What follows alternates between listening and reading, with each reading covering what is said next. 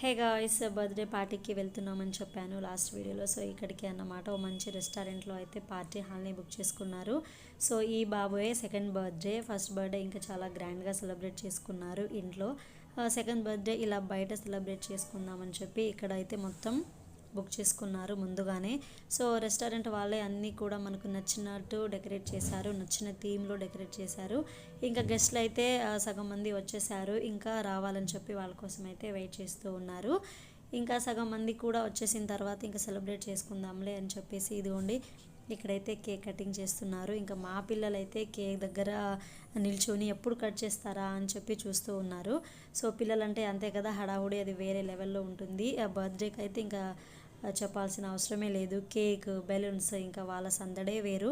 ఇంకా మేమైతే cake తినిపించేసి gift కూడా ఇచ్చేసాము. ఇంకా ఫొటోస్ అయితే ఇవే అన్నమాట.